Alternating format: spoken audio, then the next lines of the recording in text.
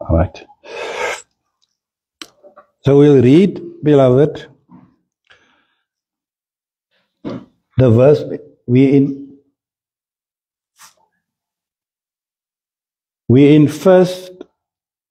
chapter 6 of Ephesians, the book of Ephesians, from verse 10 and 11. Ephesians 6, verse 10 and 11. Finally, be strong in the Lord and in the strength of his might. 11. Put on the full armor of God, that you may be able to stand firm against the schemes of the devil. Now, we remember that the Apostle Peter says that the devil is roaming around as a roaring lion. He's not a lion, but he acts like a lion to intimidate fear on us. So here the Bible says, verse 10 again, finally be strong in the Lord and in the strength of his might. Put on the full armor of God, that you may be able to stand firm against the schemes of the devil. So the emphasis today that I want to speak on is to be strong. And I think it is a message that we all need, but also to understand it in context and to understand what is required of us and to understand why must we be strong and why are we not strong. So those answers we have to look at and find why is it like that. Let's pray. Father God, we thank you for your word. Your word is here, Father God, to correct us. Your word is there to rebuke us. Your word is here, Father God, to train us in righteousness and to teach us thy ways. And so we pray, Father God, for a blessing upon your word, and that everyone who listens in, Father God, will receive a blessing and encouragement in this day, in Jesus' name. So, the reason why I'm speaking this morning on being strong is that we find currently, I see in the church, there's a number of things that I want to bring under this heading. And one of the things that concerns me as a person that always deal with people and listen to people is that I find depression is very high in our society, but also in our church, amongst the Christians. But it does not manifest itself in the way that it's visible. It is just that you pick it up in a way that you not actually, when you think of depression, you think of a person that's sitting there or in a place taken up in an institution because the person had a nervous breakdown. And so we always think of that extreme, but it plays itself out in many other ways. It plays itself out in our attitude. It plays itself out when you hear people. For instance, when I hear that a person is well educated, earns sufficient money to make it because there are other people that earn much less, and yet the person, there's no joy. The person is not strong and bold in life because he has so much to be grateful for. Now, what makes the person then not strong? So we find even in our churches, people that you would expect to be strong, to be courageous, as Joshua tells us, you find the people as meek, weak. They're always complaining. They never have enough. There's always a difficulty. There's always a struggle. They always need to be encouraged.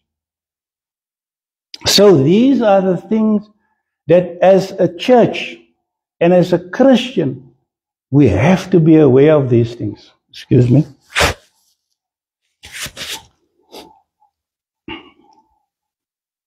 Now, I want to start off with a negative to say, why is it that we are being called upon to be strong? I want to go to the root of it and say, why as human beings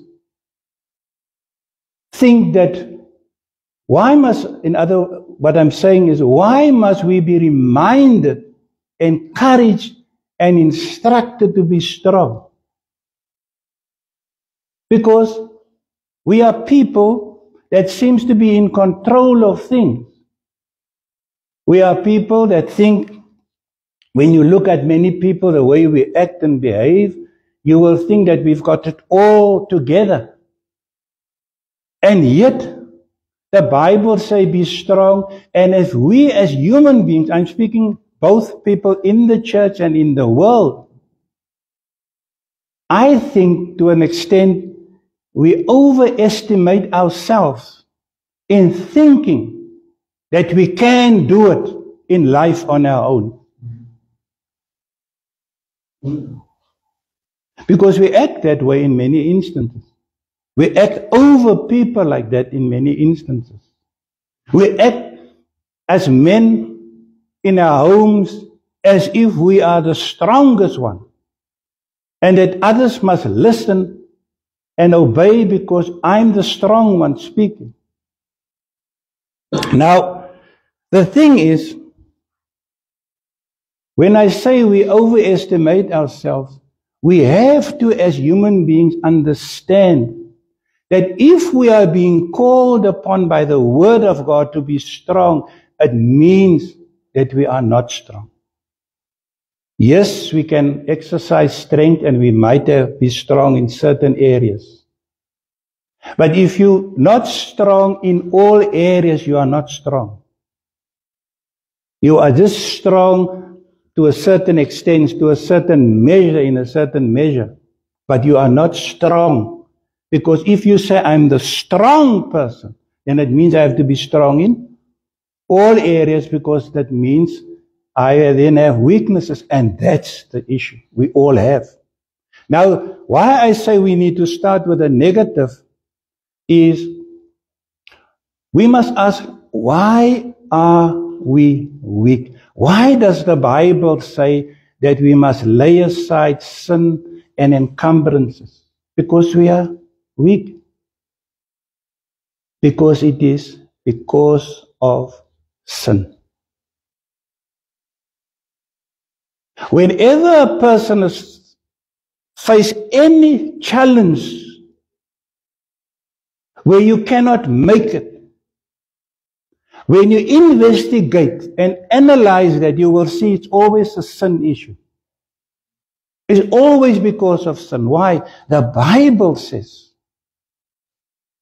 right from the beginning, after man fell, we always fall short.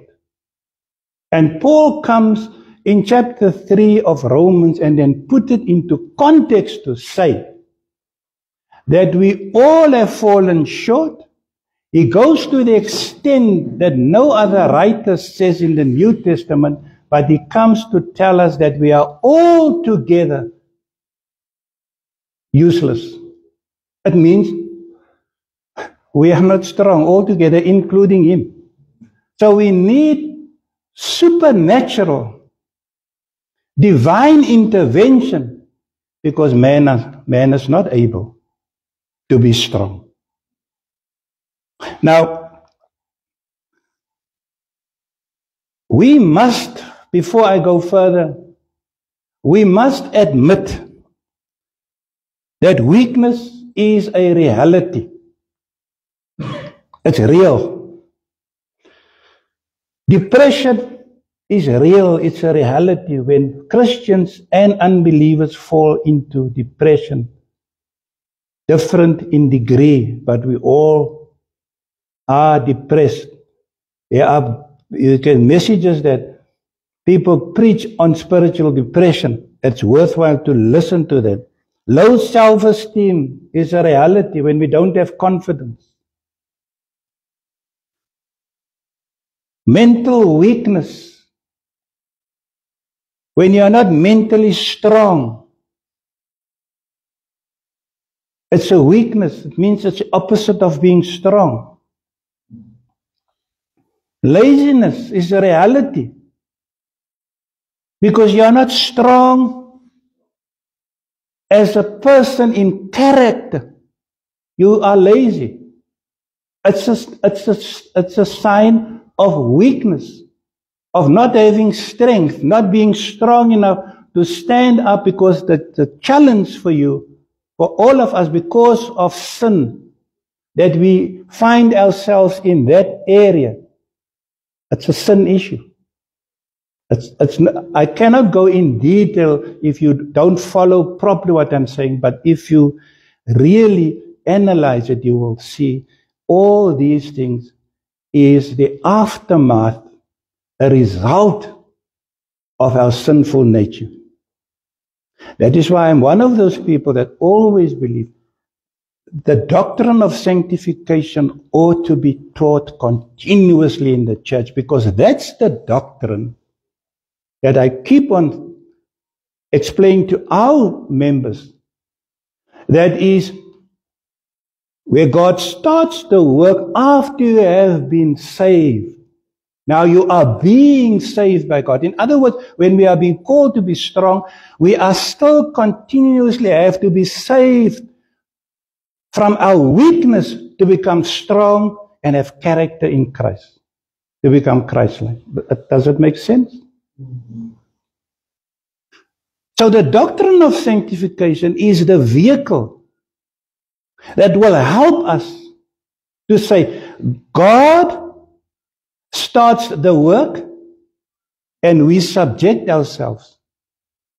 And we say, God, we are honest and open. These are the areas that I fall short and we need your grace. So coming back, I always bring these things in to help us so that we don't forget previous teachings. Being saved now as a Christian, but sin has affected us in different ways. Not everybody drank wine or was on drugs. So it means when you become a Christian, you are already strong in that area. You don't struggle with addiction because you did not have that problem. You see? But you have difficulty in other areas.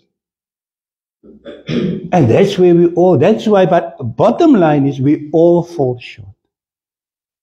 We all need help. And we have to be encouraged that the only way for us is to allow God, who starts this work, to subject ourselves and say, God, here I am. Now I'm saying this also with reference to our future date that we have set, the 17th, when we will speak or set a day aside in retreat for repentance and so on. It helps us because God comes in when we admit our weaknesses, that we are not strong in certain areas. And then we repent of that, and so God works in us through the process of sanctification. The Holy Spirit opens our eyes, give us insight through the Word of God, and we become stronger. The end result is always to become Christ-like, stronger in Christ. So, I was referring to all of these things that I've mentioned: weakness, depression, low self-esteem, mental weakness, laziness. And then there are other weaknesses that we sometimes see, and I have to mention this. When we misdiagnose the issue. When we look at people and the person, for instance, is stubborn or very self-righteous, we tell somebody, oh, that person is very strong in his ways, a very strong person. But like I've said to somebody in the week, when a person is most difficult and you struggle with a stubborn person, it is the weakness of the person that is exposed. So in other words, that person that you seems to face, and that person have the strong stubbornness and difficulty that you face, that person is actually very weak in that area.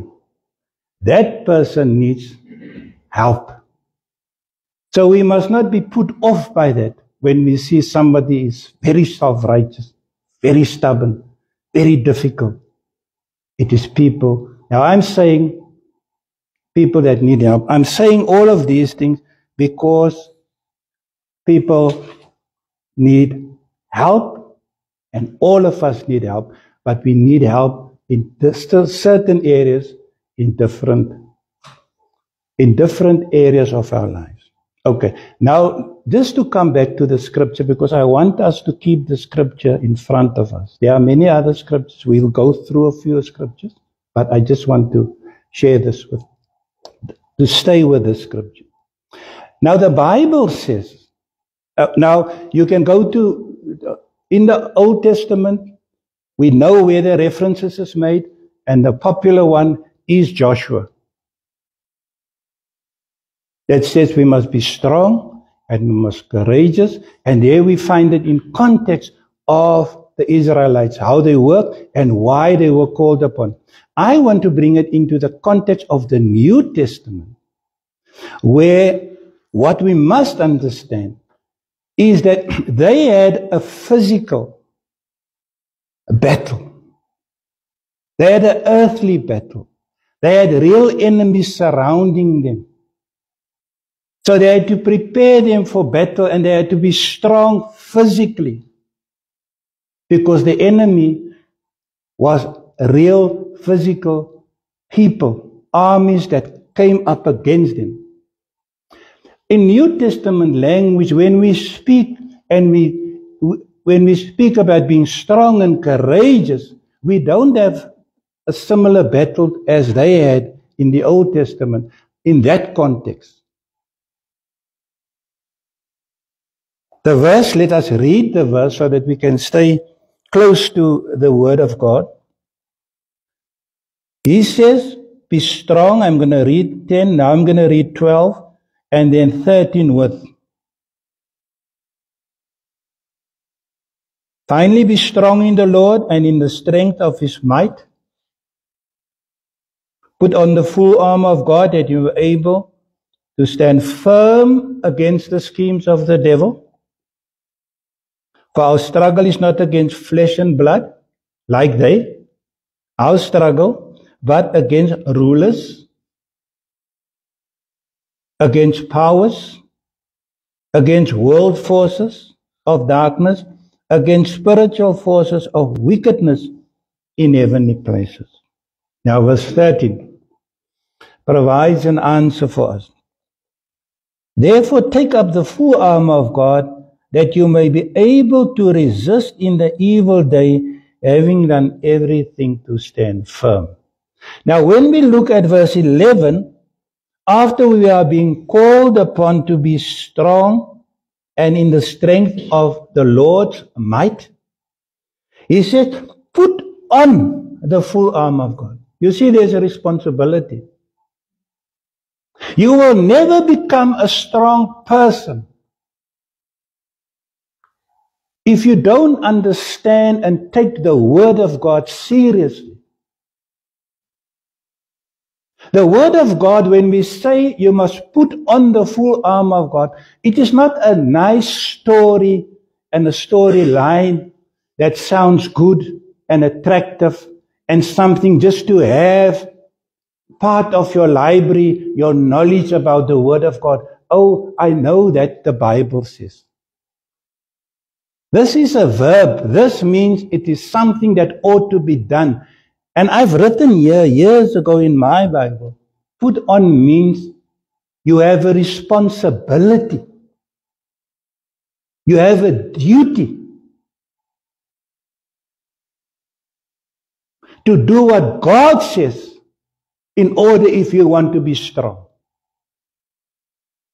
Because as I've explained, because it is a sin issue, because we all fall short, no one amongst us can do it any other way and achieve strength in this life other than through taking the Word of God seriously and then practically applying what the Bible says. But then again, you need to know and understand what we are dealing with here.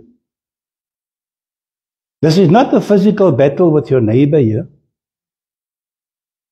in order to gain your strength. Here the Bible says you have to follow a particular order of things as to which is the only way that will present, that will result into, that will get you the result that God wants you to get in order to become strong. Now let's look at that. Let's look at verse 13.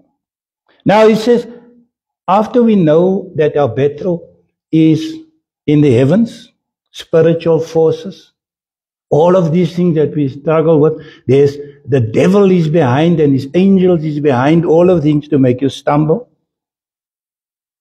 Therefore, take up the full armor of God. What is the full armor of God? He further explains from verse 14.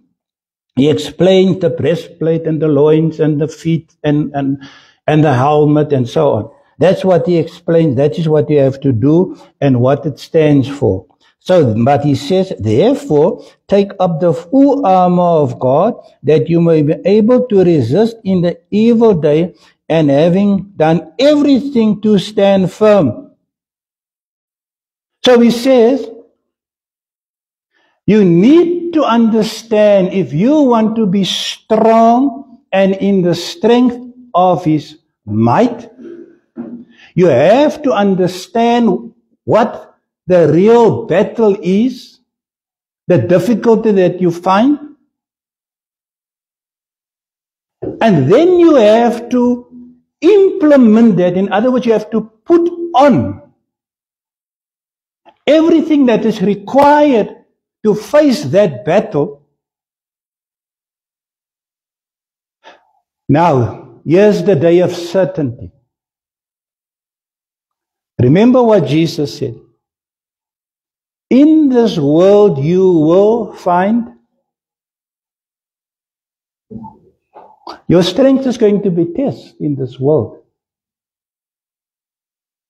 But what does he say? There's always the challenge, but the solution, the answer is there. What did he say? Does anybody know what he said? He says, but I overcame the world. He says in other, you connect the various scriptures, Satan has nothing in me. He defeated Satan and all his work. So he says, but you're still going to have trouble, because Peter says he's roaming around, he's seeking someone to devour, but the people that you will devour is the people that is not fully dressed, according to the requirements here. Now, Paul puts it very beautifully here for us. We must just look at the verse. I'm going to read it again, verse 13. Therefore, take up the full armor of God, that you may be able to resist in the evil day. In other words, in the day that you will find trouble, as Jesus said, which is a certain day. Here Paul puts it, it is certain that the evil day will come along. You will face, you and I, will face that evil day. But then you have already to be dressed. You already have had to do everything to avoid that this day you're going to stumble or fall. Because you have prepared. You have put on the full armor of God.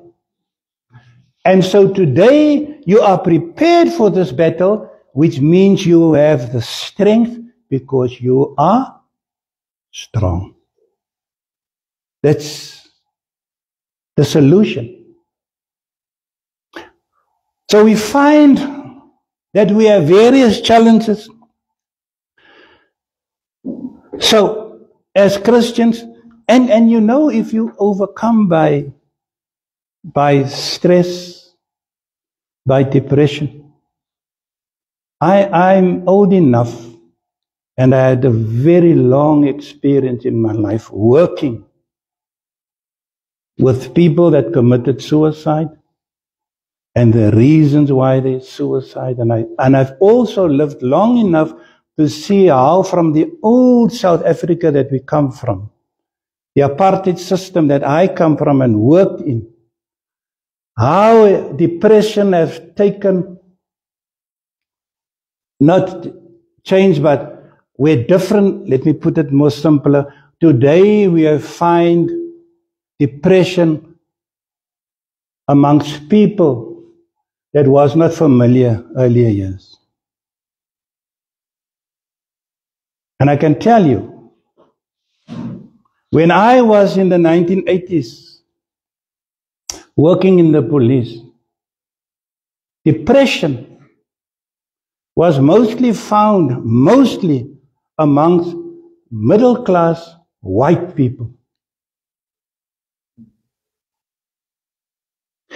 It was the strangest thing for us to have heard that a black person have committed suicide. It will be the talk of the town, because those people don't commit suicide in those years. You never heard of it, because we also worked in the township. And then we found out that it is actually people that achieve things in life, and they don't want to go back to poverty. They don't want to struggle. Men between the age of 30 and 45 and 50, some older. They felt, and we could even tell you what time of the year it increases, like October month was the time that most people became depressed and suicides took place. Why? Because we find through the psychologists and these people that studied, the criminologists, that it comes to the end of the year and they felt they have failed, and who's going to support their families, and their businesses failed, and they don't want to enter the new year, and you find the family murders, suicides, and so on. And I have experienced plenty of those scenes where you come into the house and you see, here's one person, next room in the bathroom, and blood all over. I've seen it. What happens? Depression. People are not strong. Now society has changed, and we have an inclusive society where a huge number of the black people is being taken up into the middle class, into the very position that the blacks had those years. Read the newspapers, listen to the radios, see on social media how black people now commit suicide. Young children at school, young black children commit suicide. It's unheard of. Why? Because they enjoy the luxury, the convenience of life. They're not that tough. Because remember before, everybody just, the black people, they just I didn't intend this, but I have to just mention you to understand the difficulties in society. That's why mentioning this. It seems that the more people have and the better they achieve in life, the more the depression comes. I've read a piece of this some time ago, that after the Second World War, before the Second World War, in Europe, depression was very, very high. Very high. The war came, and afterwards, there was actually no depression. And they couldn't understand. But where's the people? There's no depression. No. What happened was, because of people living in luxury and having sufficient, and they don't have actually real problems, they become depressed. My friend told me the other day in Germany, he says, we are so happy to have the experience of people in our malls and all over where we go. The people is happy. You come in the poor areas, everybody greets. You go into the malls, people talk to you. He says there in Germany, everybody's depressed. They drink wine, they sit in their homes, they don't talk. But there are people that have plenty. Coming back to what I was saying now. Then they discovered the war brought the real problem to see people know, but look, there are much bigger problems in this life than my small little thing that I become depressed over. You see that? So they realized when the war came, wow, this is terrible. And it changes them. And the depression came. But when things became much better again, it's the same thing with us. We find to be where we're supposed to be strong, we are not, because of sometimes convenience and luxury and wanting our own way, and we are not being tested enough in life. The black people in those years were tested. They had heart, but suicide was the last thing on their minds. They were strong people. But as they now rises in their standard of living today, we see the same problem that the white people had in the apartheid years. Now today, we must face the facts. And I'm telling you that we have challenges. We have to be strong so that we can have a good, solid relationship with God. We have to be strong for our own selves, our own mental health. We must be strong mentally, people. We must become mentally tough. You can only achieve that through the Word of God, by taking the Word of God and trusting God. And not be influenced by the world and how they solve problems. They cannot.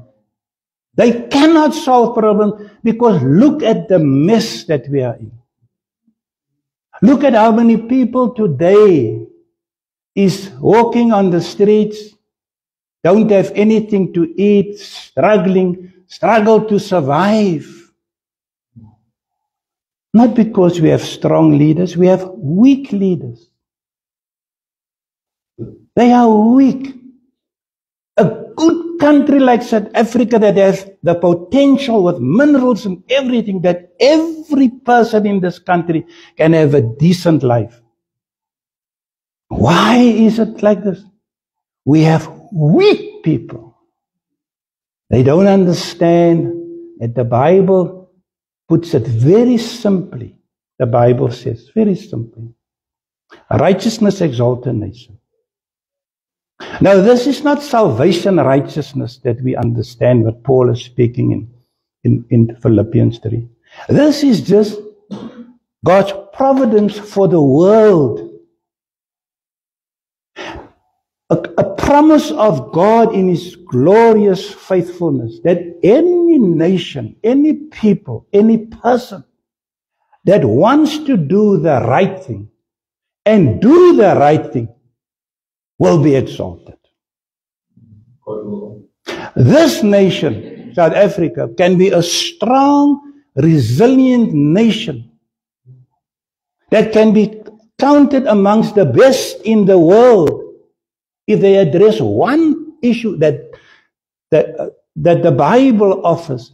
And the Bible says, when a nation does the right thing, what does he do? He looks after the poor, not putting them into a welfare state where they are the elite and have all the cream of the country, and they put you in welfare and tell you that they are looking after you. No. They are strong leaders doing the right thing, getting people to work, getting the things in order that a person can have safety and security, looking after our children's future, not making billions of debt that our little ones must still pay off one day. It's a weak leadership. So we have all these challenges. Now, I'm just telling you the faithfulness of God and His providence. If they should do that, they can still ignore Him. But if they follow His principle, His providence for the world, they can become strong in that area. This country can become strong. But we as the church are being told and instructed that we have to put on the full armor of God. In other words, we must get the Word of God inside of us so that we are mentally strong, so that when the attack comes in the various areas of our lives, whether it is moral issues that we struggle with, whether it is issues that we struggle with people, our own families, ourselves, that we say our flesh. The Word of God is the answer to be strong. So, in that area, we have to be strong in the Word, as I said. We have to be strong in prayer, as Johan mentioned earlier. The stronger you are in prayer means the more dependent you are on God, which means that you can then enjoy the strength of the Lord. We have to be strong with our fellow believers and unbelievers for their sake. Let me tell you, people is looking to be in the company of people that are strong. Have you ever noticed that when you went out somewhere, you speak to a positive person, he appears to be a strong person, he gives you sound advice, but he also shows you the evidence of himself. In other words, he's got the character, he's got the backup to say, this is what I'm doing. In other words, he's showing you how strong he is in this particular area. And then when you leave that person, you feel sort of different. You feel a little bit more confident, and you feel, I think I can do something here. I think also, I think he's given me some sound advice. You see, that's weakness and strength on display here, where you admit your weaker side and you see, but here's a person that is strong. This person is courageous. Look what this person is doing. Now, I'm speaking now both secular and spiritual. Speaking both ways now. Then you feel different. Now that is why you and I must be strong. In your family, I've spoken to somebody in the week. When you're the older brother or the older sister, you have to be strong for the rest when death comes in. When there's difficulty and the family faces difficulty, you that is in a leadership position must show leadership. You must be strong because there are many people that suffer depression, as I've explained, in different ways. And people need role models, spiritual role models. Let me stay in the spiritual side. We need men and women that is bold. The church needs men and women that is courageous. We must pray for those men that God raised, those men that are already strong. There's quite a few in this world that stand up against wokeness. They stand up against tyranny. They stand up against all forms of corruption and intimidation. They stand boldly. They are leaders that God has placed there. And we need to look at them and not at the other leaders that has no backbone, that just speak about money and stuff. Amen. Look at the strong. Amen. Let's look at the men that God has put in this world and let us pray for them. So that God may open up for them the doors to speak to the president words of wisdom, to give direction to the church, so that us, that is mere ground level, that we can look up to those men and pray so that God can do something great in the church. Now, I just want to dwell a little bit before I finish on this now.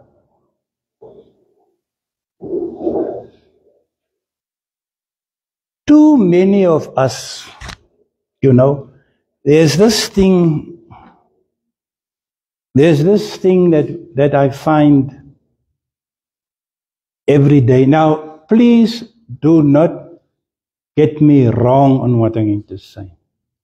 And I'm not discrediting what is happening. I'm just asking you to open up your understanding and look at things in the light of what I'm saying today. There is, and that is the reason why I'm speaking like this morning.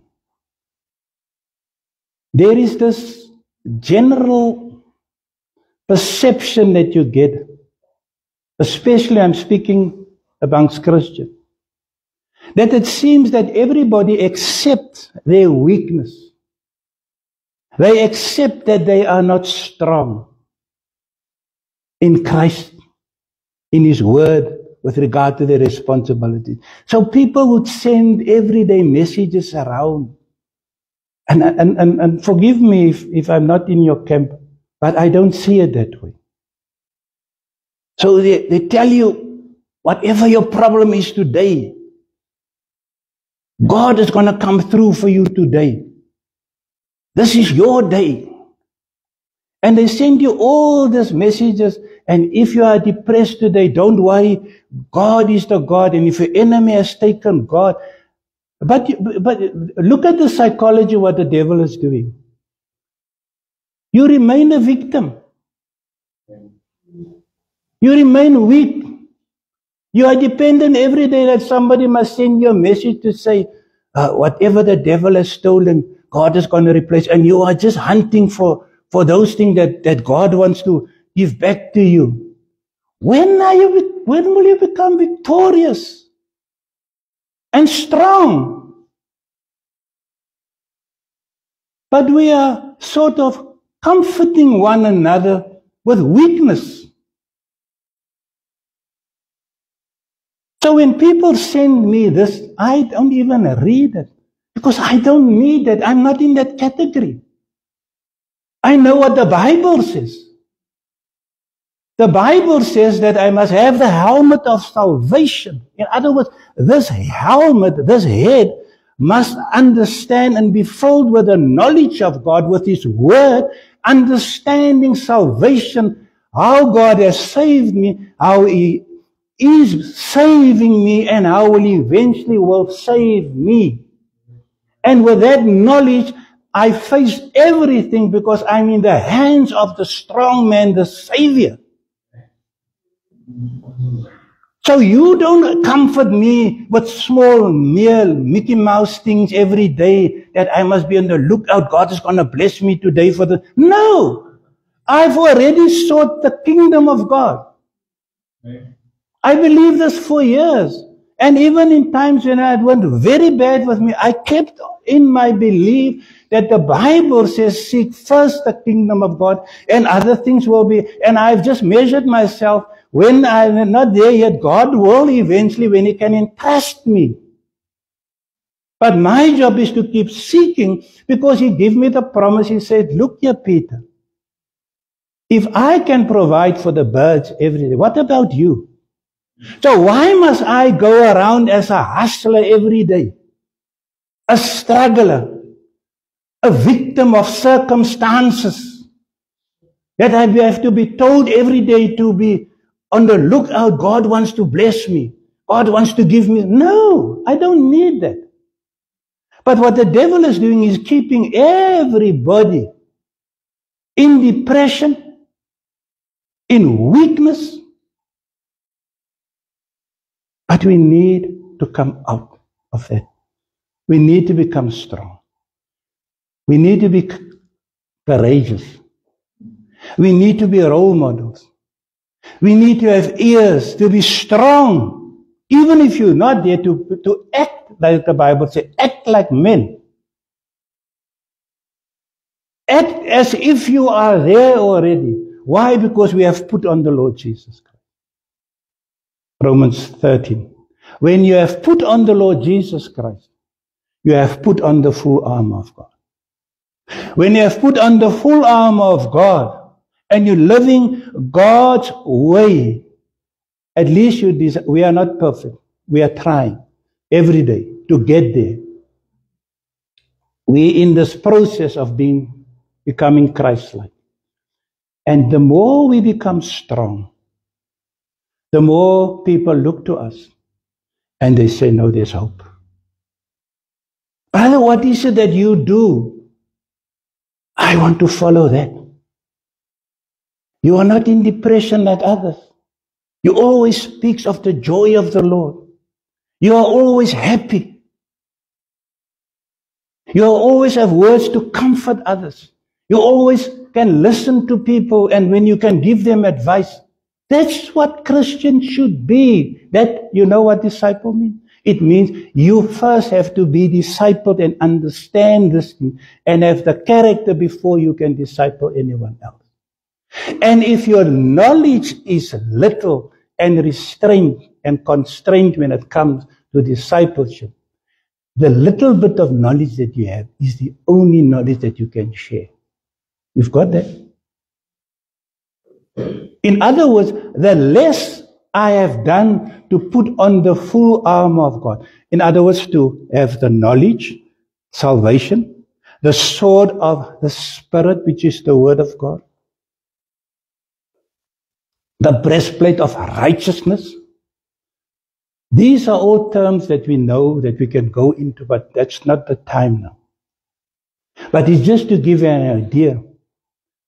If you are competent, if you are equipped, if you are educated in the Word of God, and you have the character to back up what you are saying. In other words, you say you need to be prayer to be strong, you need to have the Word of God, you need to have character evidence in when you say you are helping someone to have the evidence. That's what I'm saying, the backup. Not talking about good works, but be actively involved in it. Because that shows that you have the character. Not the theory only, but also the character. So, beloved, I've decided only to speak on that message, and I hope it is a word of comfort. To call upon us, to say, look, it's time for us to be strong. It's time for us to be courageous. I love to use 1 Corinthians 15. Bad company, corrupt good morals. Get away from people that have nothing to talk about Christ and His victory in your life. Celebrate the little things that God is doing. Celebrate it. If you increase in your prayer life, in your studying of Scripture, in your good works towards others, celebrate that. And ask God to make you strong in that particular area that you wish to be a role model to others to look to. And stay away from those people that they want to encourage you. Must just be on the lookout for some fortune that will come your way. And you are busy, the devil keeps you busy with that things. And you are not doing something constructive in the meantime. Because that's what it does. If let's say they say the money is going to be paid in your bank account and you have no money. I'm telling you go into that app every time to see. Maybe there's a problem with the notice. They didn't send the message. But you will continue go into that app and see, is the money in? Now what has happened all the time? It's consuming all your time. You are doing nothing constructive. Waiting on this thingy that must come through you. See? Yeah. That's what I'm saying. Get out of that. Get into the company of people that are strong, that is courageous, that can help you in life. And God will honor you for that, because that is what He said. You must be strong in His might, in His strength. He will provide that for us. And He has already started the good work. But we must be intelligent enough to grasp that this God is able to keep me. And I'm standing in His strength. And in this year 25, I will make it. Why? Not because I'm good, I'm better, and I'm different to others. No, it is because of the strength that I receive from my God, able to be successful in this life. Let's pray. Father God, thank you for your word. And I pray, Father God, that your word will change and transform us into Christ-like. I pray that when we meditate on this, that we will learn, Father God, that you are the God that provides for us all things that we need. And we don't need to succumb to weakness, Father God, that we can be strength.